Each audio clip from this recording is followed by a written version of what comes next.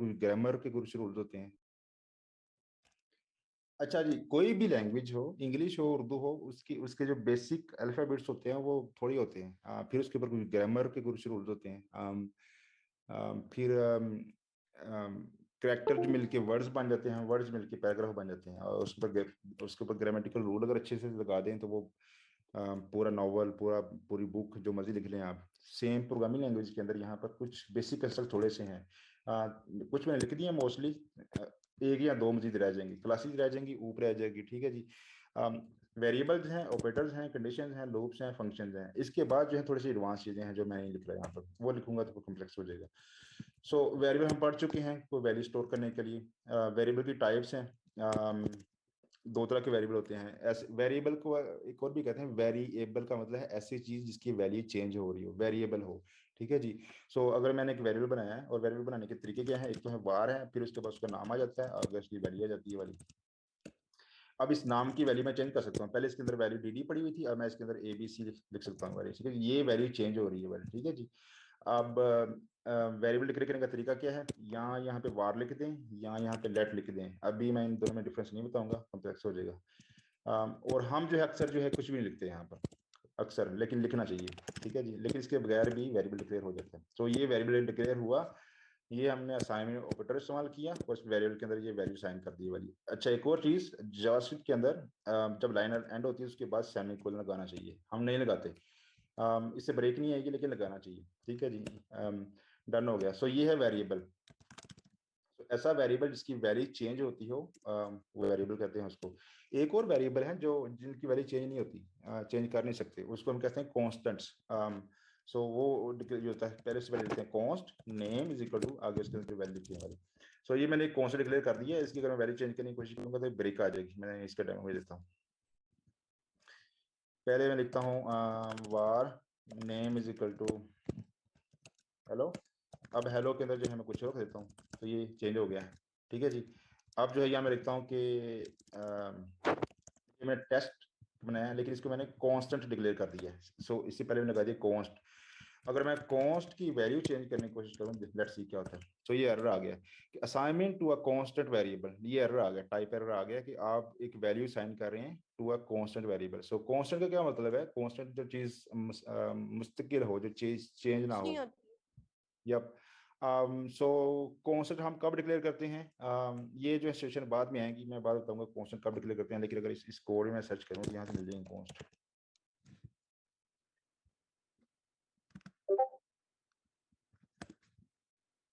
कोई भी constant declare नहीं किया है यहाँ पर, मैं एक और देखता हूँ।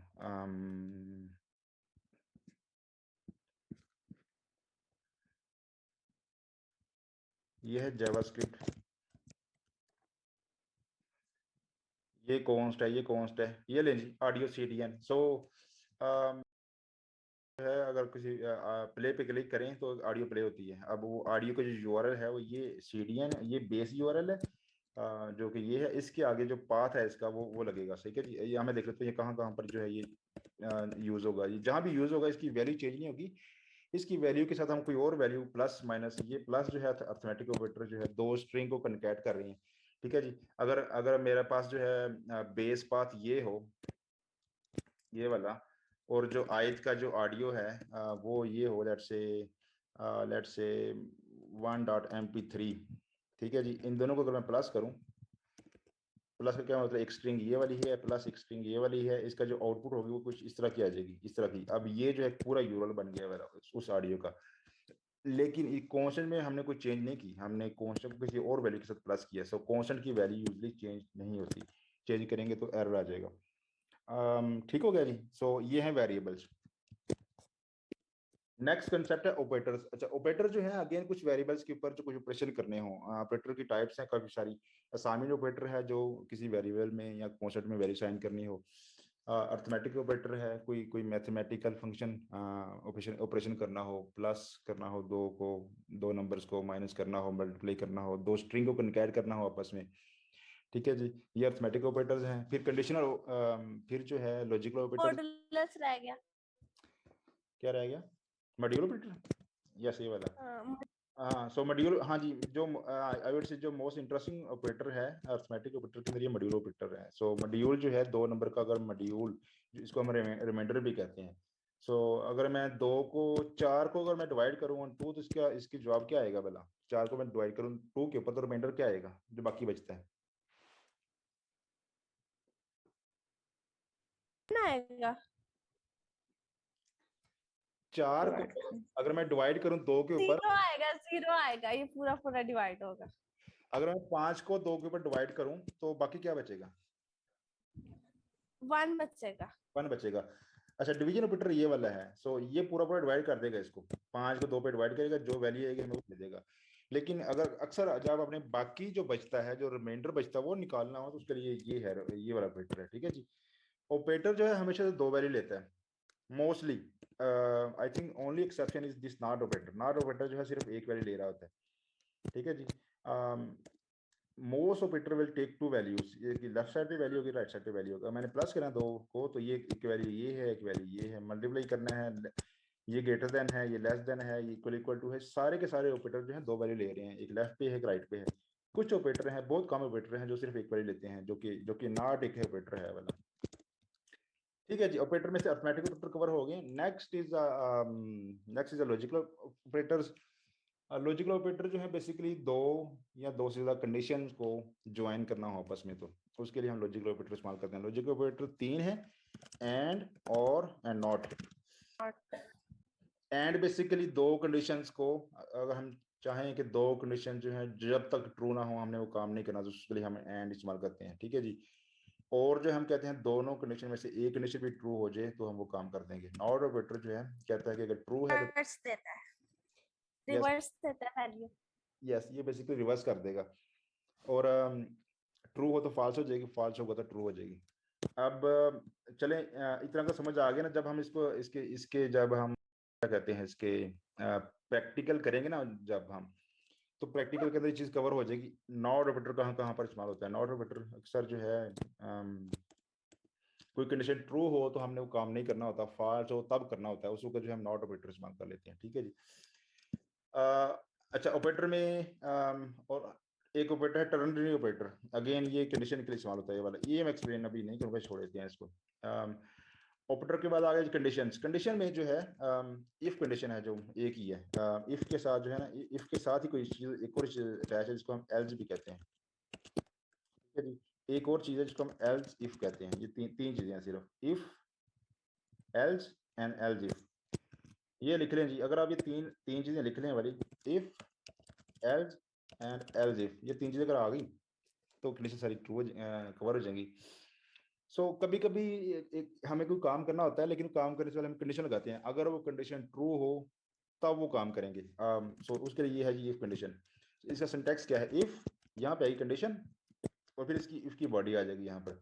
सो अब ये कंडीशन अगर ट्रू होगी, ये वाली ये सी ओ एन के अंदर अगर ट्रू पड़ा होगा तो कंडीशन रन हो जाएगी। कभी कभी सिचुएशन आती है कि अगर कंडीशन ट्रू हो तो हमने काम करना होता है, अगर कंडीशन फॉल्स हो तो कोई और काम करना होता है। मगर मसला अगर मैं आपसे कहूँ कि एक नंबर दिया मैंने, नंबर चेक करें, अगर अगर नंबर जो है लेट से इवन है तो स्क्रीन पे प्रिंट कर दें इवन है, अदरवाइज प्रिंट कर दें कि वो ओड है। तो ठीक है जी, ये काम करते हैं जी। ये नंबर है, नंबर के अंदर जो है पड़ा हुआ 5। अगर ये नंबर इवन है तो स्क्रीन पे प्रिंट कर देंगे इवन, अदरवाइज स्क्रीन पे हम प्रिंट कर देंगे ओड। अच्छा, इवन और ओड हम कैसे चेक करेंगे? हम इसका एक तरीका है, इसका रिमाइंडर ले लेते हैं, जैसे 2। अगर रिमाइंडर 1 है, इसका क्या मतलब होगा, ये नंबर इवन ओड होगा, है ना? ओड होगा, अगर 1 है तो फिर ओड होगा। यस। तो अगर इसका जो है वो इसका जो है ये 0 आ रहा है तो फिर ये इवन होगा। ठीक है जी। इवन नंबर कौन से होते हैं, दो जो 2 के ऊपर पूरा पूरा डिवाइड हो जाए। ओड नंबर कौन से होते हैं जो पूरा पूरा डिवाइड ना हो। अगर मैं 2 के साथ का रिमाइंडर लूँ तो रिमाइंडर हमेशा से या 0 आएगा या 1 आएगा, 1 से ऊपर नहीं आ सकता, क्योंकि वो रिमाइंडर इतने बचता है उसका। सो ये देखें, रिमाइंडर ऑपरेटर, ये ऑपरेटर और इक्वलिटी ऑपरेटर जो है, ये वाले 2 को इस्तेमाल करके हमने चेक कर लिया नंबर इवन है कि ओड है। सो यहाँ पे मैं लिख दूंगा, स्क्रीन पे मैं लिख दूंगा कि ये जो है ओड है जी। ये कंसोल लॉग में करूँ, अलर्ट में करूँ, जो मर्जी करूँ, यहाँ पे मैं लिख दूंगा इवन है इसका। ठीक है जी। अभी ये फंक्शन जो है काम सही करेगा बिल्कुल, लेकिन इसको हम ऑप्टिमाइज कर सकते हैं। इसमें देखिए हम दो कंडीशन चेक करें, अगर नंबर इवन है तो वो ओड नहीं हो सकता डेफिनेटली, अगर वो ओड है तो इवन नहीं हो सकता, तो इसमें दो कंडीशन इनकी लगाने की क्या जरूरत है। सो मैं ये भी कर सकता हूँ कि यहाँ पे एल्स लिख दूँ और एल्स में लिख दूँ कि ये ओड है, तो ये इन दैट केस मुझे ये सारा मैं रिमूव कर सकता हूँ। अभी हम एक ही कंडीशन लिख रहे हैं, ए कंडीशन है और यहाँ पे एल्स लगा हुआ है इसका। सो अगर ये ओड होगा, ये कंडीशन ट्रू होगी, तो ये वाली बॉडी चल जाएगी, ये वाला चीज चल जाएगी, अदरवाइज ये एल्स पार्ट चल जाएगा। ठीक है जी। सो एल्स जो है you can say is the reverse of if, अगर कंडीशन ट्रू होगी तो ये वाला चलेगा पार्ट, अदरवाइज ये वाला पार्ट चल जाएगा। समझ आ गई? ये क्वेश्चन है यहाँ पर। ये अगर हम 0 के साथ नॉट इक्वल टू 0 करें तो फिर भी वो ऑड ही शो करेगा। मतलब एक तो हम कर सकते हैं ना, इक्वालिटी ऑपरेटर लगा के 1 कर दें, और अगर उसका जो रिमाइंडर है 1 के इक्वल आए फिर भी ऑड। अगर हम उसके साथ नॉट इक्वल टू 0 कर दें तो फिर भी ऑड वैल्यू देगा। मतलब हम इक्वालिटी की जगह वो कंपैरिजन ऑपरेटर भी यूज कर सकते हैं, नॉट इक्वल टू। यप कर सकते हैं, यस कर सकते हैं, यस। इफ एल्स की समझ आ गई है? जी यस। चलिए जी, मुझे बताएं इस वक्त कौन सा लाइन चलेगी। यहाँ पे मैं कह देता हूँ कि हेलो, और मुझे मुझे आउटपुट बता देती यानी आपने, ये मेरा कोड है, बाकी सब कुछ बोल रहे हैं। इसकी इसकी आउटपुट क्या आएगी, स्क्रीन पे क्या लिखा आएगा? चले स्क्रीन समझ रहे हैं, ये कुछ स्क्रीन पे प्रिंट कर रहा हूँ मैं, ये क्या चीज प्रिंट होगी, हेलो प्रिंट होगा या वर्ड प्रिंट होगा?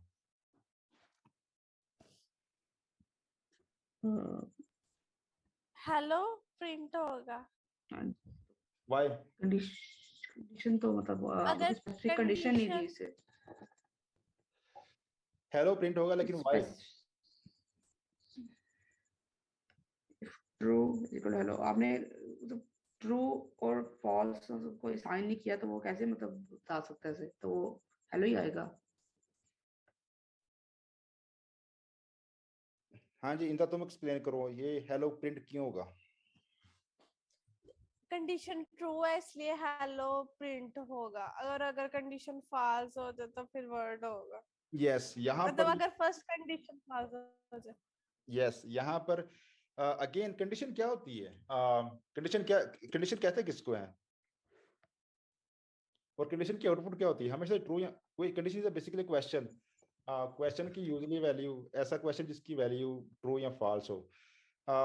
मसलन इस वक्त टाइम 12:13 हो चुके हैं कि नहीं हुए, इसका जवाब यस और नो ही होगा, और कोई आंसर नहीं इसका हो सकता। ठीक है जी। इस वक्त 12 बजे हुए हैं कि नहीं, आई मीन चलें, इस वक्त मेरा कंप्यूटर ऑन है कि ऑफ है? Answer true. आंसर ट्रू है मेरा आंसर, यस। सो कंडीशन जो है यहाँ पे कंडीशन होगी, इसकी वैल्यू ट्रू होगी या फॉल्स होगी। सो मैंने यहाँ पे कंडीशन की जगह पे, कंडीशन की जगह डायरेक्टली ट्रू लिख दी है। दैट मीन ये ट्रू है, ये चीज चलेगी ये वाली। ठीक है जी, ये ट्रू है तो ये चल जाएगा, तो ये हेलो प्रिंट हो जाएगा। अब बताएं जी, अब बताएं, अब क्या प्रिंट होगा स्क्रीन के ऊपर? वर्ल्ड ये कंडीशन फर्स्ट वाले इफ फॉल्स है तो एल्स वर्ल्ड प्रिंट करेगा उसे। अब और है फॉर इफ फॉल्स और ट्रू, फिर हेलो मतलब प्रिंट होगा क्योंकि वो और है। नहीं, वर्ड ही होगा। इसमें से एक कंडीशन ट्रू होनी चाहिए, तो पहली कंडीशन चेक करेगा तो वो फॉल्स है, तो इसलिए वर्ड होगा। नहीं, यहाँ पे हेलो प्रिंट होगा, यहाँ पे आर वेक्टर लगा हुआ है। आर वेक्टर क्या कहता है, दोनों में से कोई एक कंडीशन ट्रू होनी चाहिए। सो ये तो फॉल्स है, ओह, ये ट्रू है। ठीक है, ये ट्रू है। Yes yes yes. ओके देख लेते हैं जी, अब क्या प्रिंट होगा? दोनों ही फॉल्स हो जाते हैं फिर तो वर्ड प्रिंट होगा कि क्या आपने एक और लगाया है और ऊपर आपने नॉट लगा दिए। अब क्या प्रिंट होगा? अब जो है ना, अब हेलो होगा क्योंकि ट्रू फॉल्स हो रहा है, फॉल्स ट्रू हो रहा है, तो बेसिकली उनमें और लगा हुआ है तो ये हेलो प्रिंट होगा। अब इसमें वर्ड प्रिंट होगा। नहीं, अभी हेलो होगा, मतलब दोनों कंडीशंस ट्रू हैं। नहीं, ट्रू है, ये ट्रू है, तो जो कि फॉल्स हो जाएगी नॉट की वजह से, इसकी वजह से फॉल्स हो जाएगी। अब फॉल्स होगी तो यहाँ पे एंड में फॉल्स। यस, रिवर्स हो जाए। ओके, अब क्या प्रिंट होगा? अब this is last question. Hello element होगा यहाँ पे। ओके, क्योंकि नॉट ने उसको रिवर्स कर दिया उसको। सो कंडीशन हो चुकी हैं। अब जो नेक्स्ट है जो डेफिनेटली आगे लेके जाना हो तो उसके लिए एक्सरसाइज। सो कंडीशन हो चुकी हैं जी। सो लूप्स हमने, मैं बताऊं लूप्स बताएं जी। हमने 3 तरह की कर ली हुई है, फॉर लूप, व्हाइल लूप और नेस्टेड लूप। ये 3 लूप्स हमने कर ली हुई है। और इसमें डिफरेंस है, जो फॉर लूप में हम मतलब सारा कुछ एक ही लाइन में लिखते हैं, मतलब कंडीशन भी एक लाइन में उसकी नहीं, पहले हम वेरिएबल को डिक्लेयर करते हैं, देन उसकी कंडीशन आती है और इंक्रीमेंट डिक्रीमेंट, ये मतलब ये मेरा सारा कुछ एक ही लाइन में होता है। और क्वेश्चन है, व्हाइल मेरा my question is what is loop? तुम लूप का सिंटैक्स बता रही हो, syntax doesn't matter, what is loop? एक चीज जो रिपीट होती है। या यस, कोई चीज रिपीट हो रही है तो उसको लूप कहेंगे। प्रोग्रामिंग के अंदर भी जो लूप है, जो किसी चीज को रिपीट करना हो, किसी ब्लॉक ऑफ कोड को रिपीट करना हो। मसलन ये कोड है जी, यहाँ पर मैं कुछ काम कर रहा हूँ, मुझे नहीं पता, मैं स्क्रीन पे कुछ चीज प्रिंट कर रहा हूँ, प्रिंट आई, ठीक है जी। और इसको मैं चाहता हूँ कि ये रिपीट हो। अभी यहाँ पे आई है, आई की वैल्यू डजंट मैटर, ये 1 हो, 2 हो, 3 हो। सो मैंने अगर 10, 1 से लेकर 10 तक स्क्रीन पे कुछ प्रिंट करना है, अभी क्या सिंटैक्स है, अभी एक तरीका है जिसे कंसोल डॉट लॉग करके मैं 1 और 10 प्रिंट कर सकता हूँ। यहाँ पर मैं इसको मैं 2 कर दूंगा, 3 कर दूंगा, इसको 4 कर दूंगा, इस तरह से। ये 2 है, ये 3 है, ये 4 है, चलता जाएगा वाला। 10 तक मैं कर दूंगा तो हो जाएगा। अगर मैं कोई इसको एक ही दफा करें तो मसला आ जाएगा ना इतना ज्यादा लिखने से। इससे बेटर ये है, यहाँ पे अगर वेरिएबल, ये देखें, ये वैल्यू 1 है, फिर 2 है, फिर 3 है, फिर 4 है। सो ये क्या वैल्यू हो रही है? ये इंक्रीमेंट हो रही है ना, विद वन स्टेप, एक स्टेप के साथ इंक्रीमेंट होती जा रही है ऐसा ऐसा। सो हम 2 ऑपरेटर पढ़ चुके हैं इस वक्त। एक ऑपरेटर पढ़ा हुआ है जिसको हम कहते हैं इंक्रीमेंट, ये वाला, ये इसको हम इस्तेमाल करते हैं इंक्रीमेंट। और ये चलानी कब तक है? हमें 1000 तक। सो यहाँ पर अगर मैं इसको ये चेक कर लूँ, लेस देन, जब तक ये आई लेस देन 1000 नहीं हो जाती, ये ऑपरेटर गालो ये वाला, ठीक है जी। सो इन 2 ऑपरेटर को इस्तेमाल करके सो हम ये चीज प्लस प्लस क्या करेगा, 1, अब आप इस तरह से करें, अपना कंसोल खोलें, 1 प्लस प्लस करें वहां पे, ये 2 हो जाएगा, 2 प्लस प्लस करें 3 हो जाएगा, 3 प्लस प्लस करें 4 हो जाएगा। सो दैट मीन्स अगर मेरे पास एक वेरिएबल हो जिसकी वैल्यू 1 हो, 1 को मैं प्लस प्लस करूंगा 2 हो जाएगा, 2 को प्लस करूंगा 3 हो जाएगा। तो मैं काम करता हूँ, मैं इस पर मैं लूप लगाने लगा हूँ। सबसे पहले फॉर आई की वैल्यू, इनिशियल वैल्यू 1 है, ये इनिशियल वैल्यू हो गई। ये कंडीशन कब तक चलनी चाहिए? जब तक आई की वैल्यू जो है लेस देन 1000 है जी। यहाँ पे मैं लेस देन इक्वल टू कर देता हूँ क्योंकि हमने 1000 तक पूरा लिखना है। उसके बाद फिर सेमीकोलन आई को मैं करता हूँ प्लस प्लस में, यही 3 ऑपरेटर इस्तेमाल किए हैं। ये लूप की बॉडी स्टार्ट हो जाएगी। इस बॉडी के अंदर जो है ये कंसोल लॉग जो है, यहाँ पे जो जहाँ पे वो 1 था वहाँ पे मैंने आई लिख दिया वाला, ठीक है जी। सो ये एक लूप है बेसिकली। अब ये सारा कोड मैं रिमूव कर सकता हूँ, जो 1000 लाइन लिखी थी वो रिमूव कर सकते हैं। सो ये एक लाइन है, इस लाइन को हम रिपीट कर रहे हैं 1000 टाइम। यहाँ पर ये जब तक कंडीशन ट्रू रहेगी लूप चलती रहेगी, जब ये कंडीशन फॉल्स होगी तब ये लूप ब्रेक होगी, ठीक है जी। सो ये कंडीशन जो है तब तक ट्रू रहेगी जब तक आई की वैल्यू लेस देन 1000 है, लेस देन और इक्वल टू। सो ये करेगा, ये आई 1 है सबसे पहले फॉर लूप के अंदर। अब फॉर लूप के सिंटैक्स में आ जाते हैं। सबसे पहले इसकी इनिशियलाइजेशन होती है, इसको हम कहते हैं इनिशियलाइजेशन, जिसका फर्स्ट स्टेप। सेकंड स्टेप है इसकी कंडीशन चेक होती है, ये इसकी कंडीशन है। थर्ड स्टेप जो है ये लूप की बॉडी रन हो जाती है अगर कंडीशन ट्रू है तो। जब लूप की बॉडी खत्म हो गई, यहाँ पर आके लूप की बॉडी खत्म हो चुकी है, तो फिर इसकी ये जो यहाँ पर जो है ये वाला, ये यहाँ पे इंक्रीमेंट करें या डिक्रीमेंट करें, जो मर्जी करें। सो ये होगा, ये होने के बाद फिर से कंडीशन चेक होगी। अगर कंडीशन ट्रू है तो फिर से इसकी बॉडी चल जाएगी। बॉडी जब खत्म होगी फिर ये इंक्रीमेंट और डिक्रीमेंट होगा, ये वाला। सो ये नहीं, ये मैं रन करता हूँ जाकर इसके ऊपर, कंप्यूटर के ऊपर।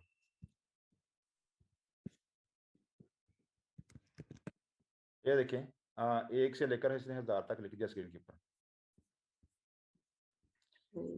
ठीक है। अब मुझे बताएं, जब ये लूप ब्रेक हुई है इस वक्त आई की वैल्यू क्या होगी? ये कोड है, जब ये कोड ब्रेक होगा यहाँ पर आई की वैल्यू क्या है इस वक्त?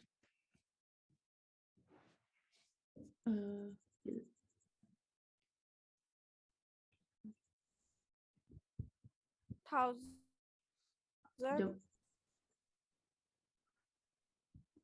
1000 से अबव जो वैल्यू होगी वो, अगर वो 1001 भी हो जाएगी तो वो लूप ब्रेक हो जाएगी वहीं पे। वैल्यू जो है वो वैल्यू 1001 नहीं, इसमें इक्वल टू वो वैल्यू 1001 होगी, क्योंकि 1000 तो पे सही चलेगी कि ये लेस देन इक्वल टू है। मैं अगर आपसे पूछूं आई लेस देन इक्वल टू 1000 और आई में पड़ा हुआ है 1000, तो मुझे बताएं ये कंडीशन, ये वाली कंडीशन ट्रू है या फॉल्स है ये वाली? वो लेस देन इक्वल है तो इक्वल एक एक जो है वो चल रही, तो वो ये ट्रू हो जाएगी। यस, ये ट्रू होगी। तो जैसे इसकी वैल्यू 1001 होगी तब ये ब्रेक होगी, तब अब ये कंडीशन फॉल्स है, इस वक्त लूप ब्रेक हो जाएगी। ठीक है जी। तो ये हमने एक लूप लगाई है जिसको हमने 1 से लेकर 1000 तक स्क्रीन पे लिख दिया है। अब इसी कंसेप्ट को आप आगे ले जाएं।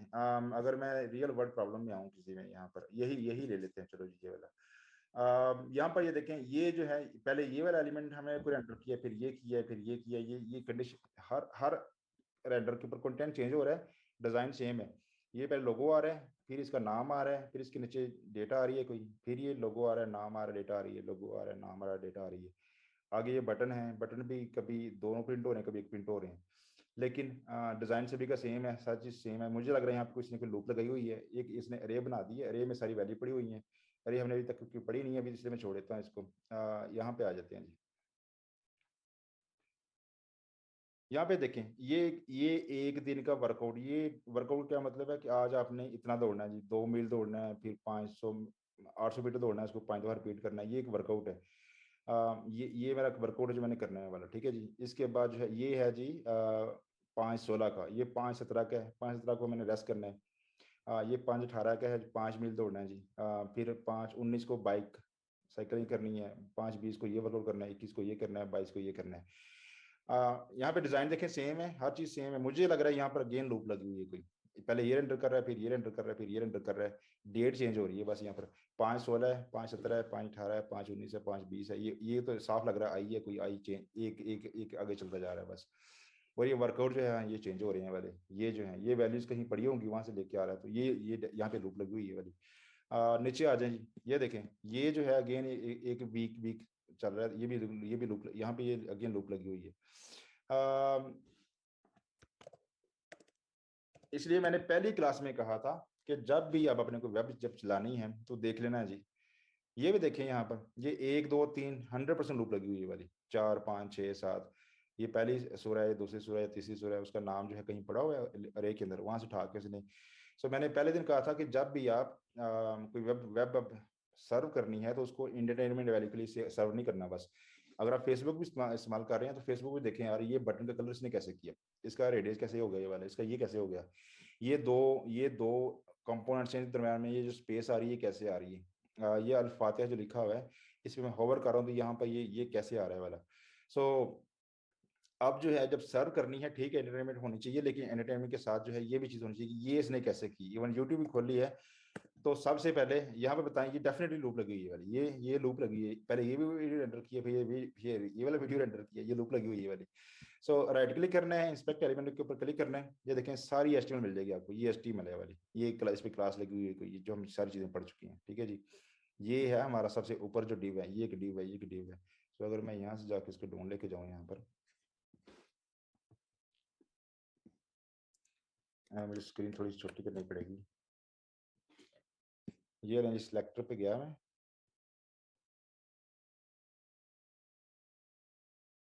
ये कंटेंट है, इसके ऊपर ये है, ये अच्छा ये एक डिव है जिसमें सारे एलिमेंट पड़े हुए हैं।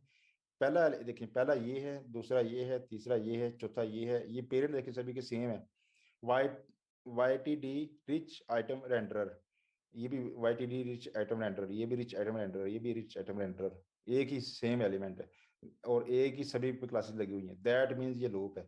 अब लूप के अंदर जाके कंटेंट हर एलिमेंट का डिफरेंट है, दैट मीन्स कंटेंट कैसे लोड हो रहा है वो हम देख लेते हैं, कैसे रेंडर हो रहा है, लोड हो रहा है, बट ये लूप लगी हुई है।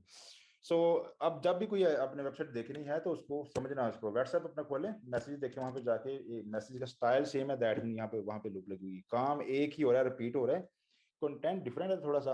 वो जिस हिसाब से हमारा भी यहाँ पे आई का कंटेंट डिफरेंट हो रहा है, हर हर आई की हर आइट्रेशन, आइट्रेशन क्या मतलब है, लूप पहली दफा रन हुई, एक दफा जो रन होती है इसको हम कहते हैं आइट्रेट। सो सेकंड आइट्रेशन में आई प्लस प्लस हो जाएगा, कंटेंट चेंज हो गया ना, थर्ड आइट्रेशन में फिर, सो ये है तो ये लूप ही। सो अब आपकी जो है वो शुरू हो गई है, क्या कहते हैं एक्सरसाइज। आप एक छोटी सी एक लूप लगाएं जो 1000 से लेकर 1 तक स्क्रीन के ऊपर प्रिंट करे। ठीक है जी। वो प्रिंट करने के बाद मुझे डीएम कर दें जो सोल्यूशन आपका। 1000 से लेके 1 तक यस। यूनिट। यप।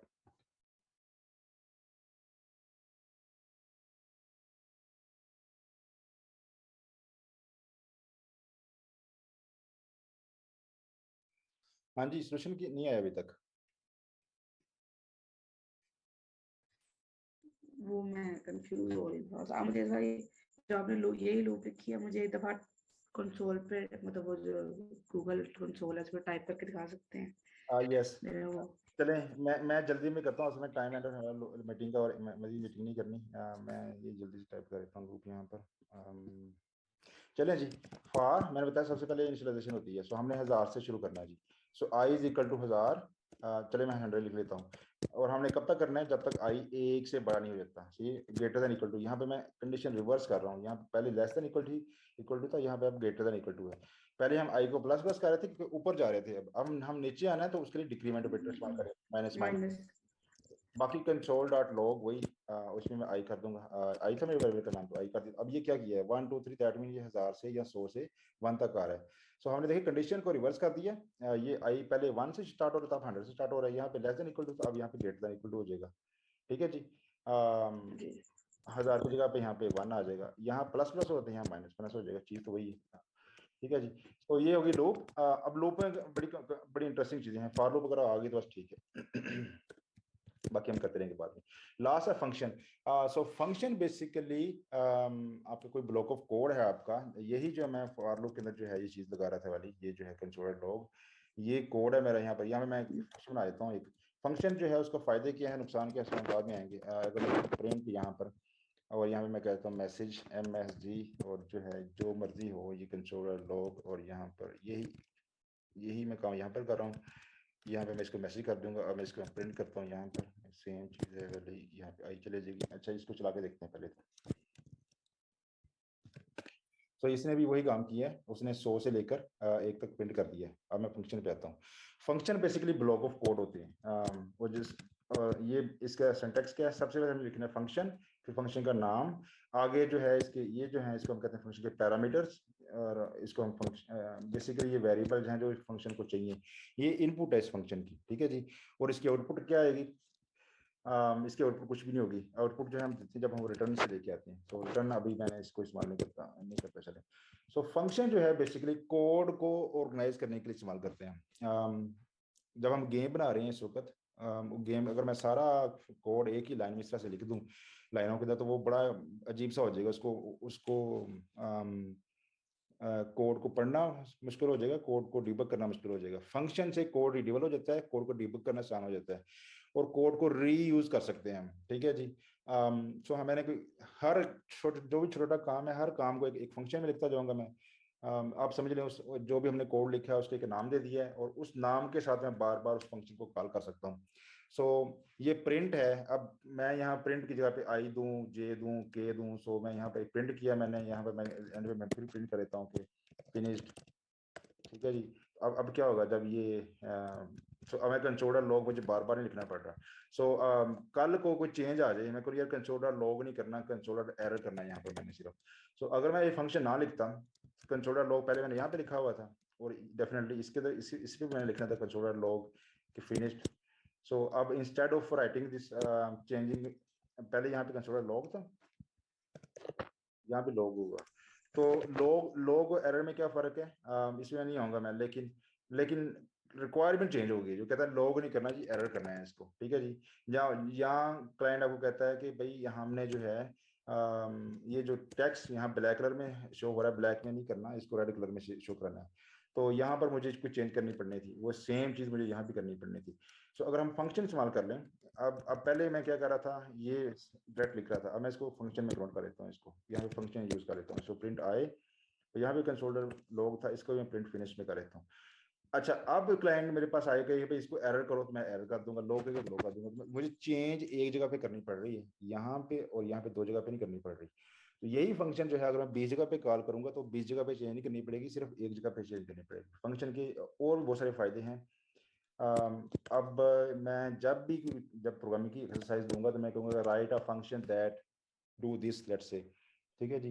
सो उस वक्त आपने क्या करना है, सबसे पहले लिखना है फंक्शन, फिर इसका नाम दे देना है। अब नाम आपने खुद चूज करना है। अगर मैं कहूँ आपसे एक फंक्शन लिखें जो 1 से लेकर 20 तक स्क्रीन पे लिख दे, ठीक है जी, तो क्या करेंगे आप, लेट्स से प्रिंट 20, ठीक है जी, चलो ये फंक्शन हो गया। मुझे बताएं ये फंक्शन कितने पैरामीटर ले रहा है, इनपुट क्या है इसकी? फंक्शन किस चीज का बनाना था? ये एक फंक्शन लिखा है मैंने, ये फंक्शन लिखा है, इसकी इनपुट क्या है इस वक्त?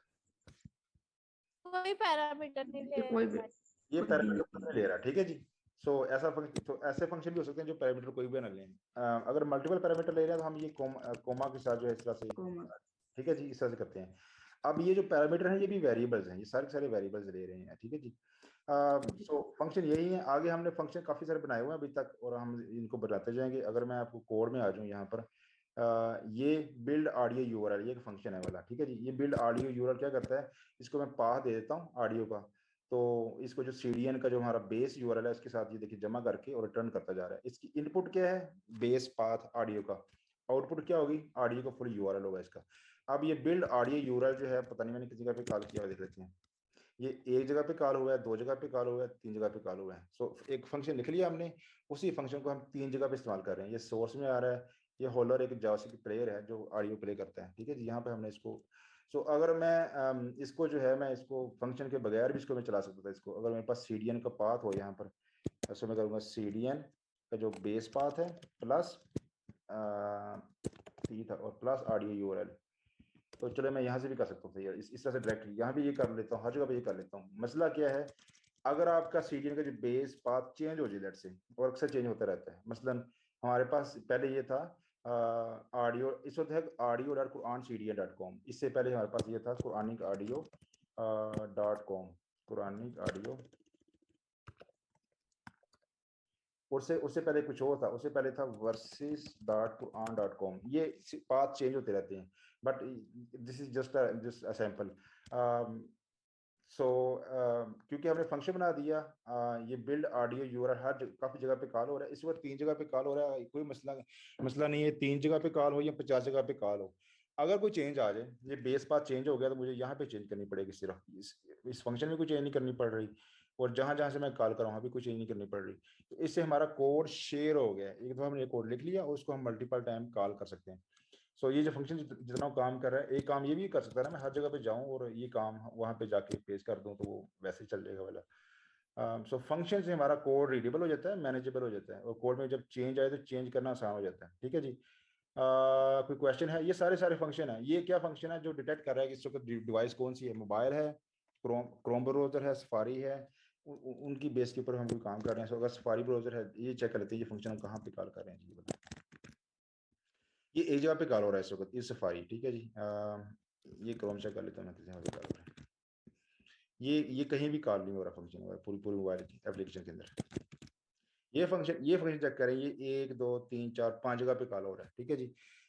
सो मैंने डिटेक्ट करना है कि इस वक्त जो डिवाइस है ये मोबाइल है कि नहीं, ये डिवाइस मैं डिटेक्ट कर रहा हूँ यहाँ पर। सो ये मैं फंक्शन के बगैर भी डिटेक्ट कर सकता था, जहां जहां मैं इस फंक्शन को कॉल कर रहा हूँ वहां वहां मैं ये 2 लाइनें लिख दूँ, वहां पर जाकर काम चल जाएगा। लेकिन अगर मोबाइल डिटेक्शन में इस वक्त ये iPad, iPhone, Chrome, Android, blackberry, mini, ये सारी चीजें चेक कर रहा है, अगर मेरा जो करंट डिवाइस है उसकी आईडी ये वाली है, तो मैं कहता हूँ ये मोबाइल है। कल को एक और मोबाइल आ जाता है, एक और मोबाइल कोई कंपनी लॉन्च कर देती है, तो वो मैं यहाँ वो भी अगर फंक्शन बनाया हुआ है तो मुझे सिर्फ एक जगह पे चेंज करनी पड़ेगी instead of changing on multiple places.